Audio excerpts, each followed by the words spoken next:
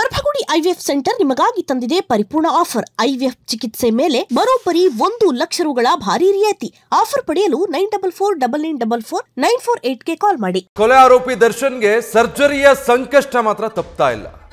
ದಿನಾಂಕ ಫಿಕ್ಸ್ ಆಗಿದ್ದು ಕೂಡ ದರ್ಶನ್ಗೆ ಇನ್ನೂ ಸರ್ಜರಿ ಆಗಿಲ್ಲ. ಡಿಸೆಂಬರ್ 11ಕ್ಕೆ ಸರ್ಜರಿ ಆಗುತ್ತೆ ಅಂತ ದರ್ಶನ್ ಪರ ವಕೀಲರು ಹೇಳಿದ್ರು.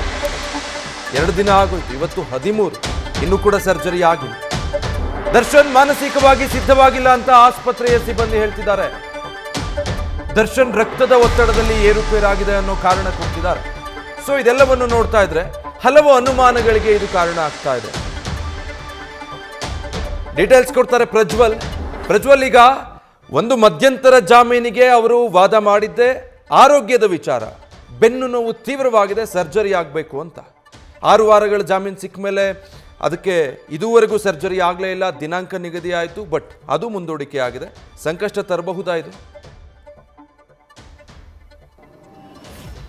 ಖಂಡಿತವಾಗಿಯೂ ಕೂಡ ವಿಜಯ್, ಕಾರಣ ಏನು ಅಂತ ಹೇಳಿದ್ರೆ ದರ್ಶನ್ ರವರಿಗೆ ಮಧ್ಯಂತರ ಜಾಮೀನನ್ನು ಮಂಜೂರು ಮಾಡಿದ್ದೆ ಅವರ ಆರೋಗ್ಯದ ವಿಚಾರಕ್ಕೆ ಸಂಬಂಧಪಟ್ಟಂತೆ. ಅವರಿಗೆ ಅನಾರೋಗ್ಯ ಇದೆ, ಅವರಿಗೆ ಸರ್ಜರಿ ಅವಶ್ಯಕತೆ ಇದೆ.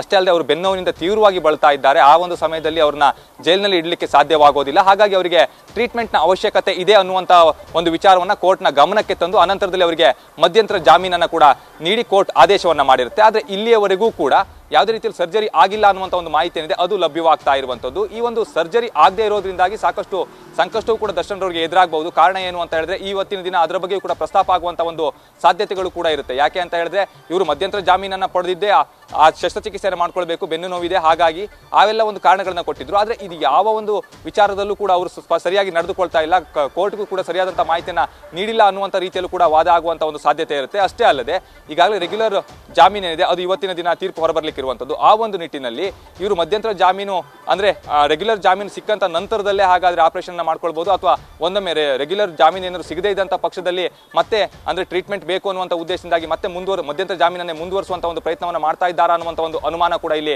ವ್ಯಕ್ತವಾಗ್ತಾ ಇರುವಂಥದ್ದು.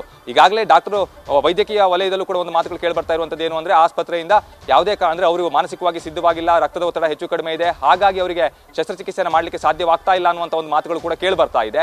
ಆದರೆ ಇದನ್ನ ಇವತ್ತಿನ ದಿನ ನ್ಯಾಯಾಲಯದಲ್ಲಿ ಯಾವ ವರದಿಯನ್ನು ಅವರು ಸಲ್ಲಿಸ್ತಾರೆ ಅನ್ನುವಂಥದ್ದು ಕೂಡ ಪ್ರಮುಖವಾಗ್ತಾ ಹೋಗುತ್ತೆ. ಒಂದೊಮ್ಮೆ ಶಸ್ತ್ರಚಿಕಿತ್ಸೆ ಆಗಿದ್ರೆ ದರ್ಶನ್ ರವರು ಅಂದರೆ ಮತ್ತೆ ಅವರ ಮಧ್ಯಂತರ ಜಾಮೀನನ್ನು ಮುಂದುವರಿಸುವಂಥ ಒಂದು ಸಾಧ್ಯತೆಯೂ ಕೂಡ ಇರುತ್ತೆ. ಅಂದರೆ ರೆಗ್ಯುಲರ್ ಜಾಮೀನು ಸಿಗದೇ ಇದ್ದಂಥ ಸಂದರ್ಭದಲ್ಲಿ ಮಧ್ಯಂತರ ಜಾಮೀನನ್ನು ಮುಂದುವರಿಸುವಂಥ ಒಂದು ಸಾಧ್ಯತೆಯೂ ಕೂಡ ಇರುತ್ತೆ. ಇಲ್ಲದೆ ಹೋದಂಥ ಪಕ್ಷದಲ್ಲಿ ಅದು ಮತ್ತೆ ದರ್ಶನ್ ರವರಿಗೆ ಸಂಕಷ್ಟವನ್ನ ತಂದೊಡ್ಡುವಂತಹ ಒಂದು ಸಾಧ್ಯತೆ ಇದೆ, ಅದು ದಟ್ಟವಾಗಿರುವಂತದ್ದು. Vijay, thank you Prajwal.